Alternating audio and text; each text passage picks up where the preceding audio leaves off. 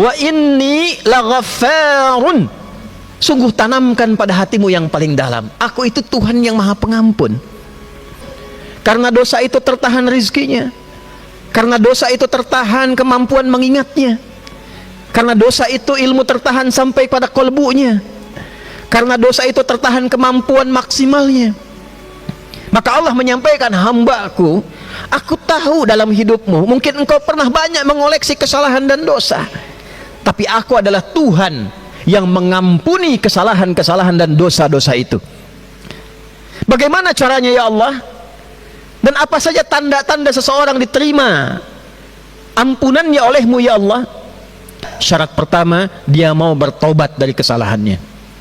Taubat itu kembali pada jalan yang benar. Ada orang salah di jalan, dia ingin menuju ke satu tempat, dia belok pada arah yang salah, dia belok ke arah yang salah, kemudian dikembalikan pada jalan yang benar sesuai dengan jalurnya.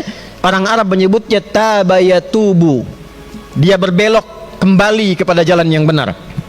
Sifatnya disebut dengan taubah. Ini lisan, fungsinya diciptakan oleh Allah untuk berkata yang baik-baik, lalu digunakanlah lisan ini berkata yang tidak baik, menghina orang, merendahkan orang, berkata-kata kotor. Kita ingin mengembalikan lisan pada fungsi yang baik, berkata lagi yang baik, berlatih mengatakan lagi yang mulia. Ini yang disebut dengan taubat pada lisan. Seseorang taubat kemudian memperbaiki dirinya.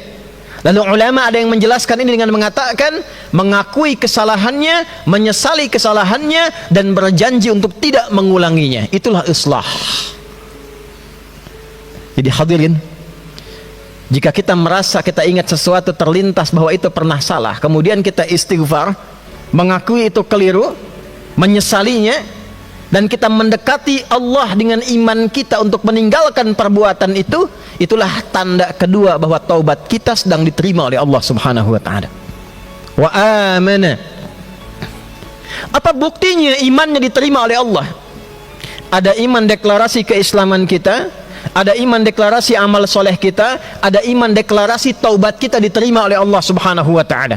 Jadi ada orang bertaubat, dia taubatnya menggunakan imannya karena yakin dengan Allah akan mengampuni dosanya, dia menangisi dosanya, dia menangisi kesalahannya karena imannya kepada Allah Subhanahu wa ta'ala yang punya sifat mengampuni semua dosa-dosanya. Dia yakin, ya Allah, engkau kan pasti ampuni dosaku, seberat apapun dosaku engkau pasti akan ampuni ya Allah. Taba wa amana. Dia sesali, dia tangisi, dia berjanji gak akan mengulangi lagi. Wa amila amalan salihah. Setelah itu dia tunjukkan perubahan kepada Allah dengan mengerjakan kebaikan-kebaikan setelah taubatnya. Yang keempat puncaknya, tsummaihtada.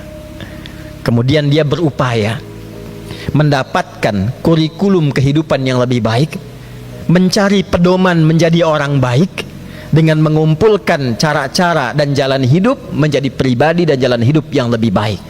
Dia mulai petakan, ya Allah, saya minta petunjuk supaya kehidupan saya sisanya menjadi lebih baik.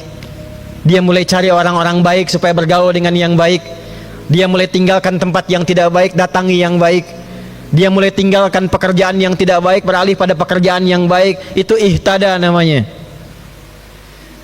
Dia mulai tinggalkan tempat yang tidak baik ke tempat yang baik. Dari tadinya nongkrong-nongkrong di tempat yang tidak jelas, sekarang tongkrongannya pindah ke masjid, bacaannya pindah ke Al-Quran, bacaannya pindah ke sirah. Dia mulai kumpulkan kisah orang-orang soleh sebelumnya, dia teladani hidupnya, dia bergaul dengan orang-orang yang lebih baik. Tsummaihtada.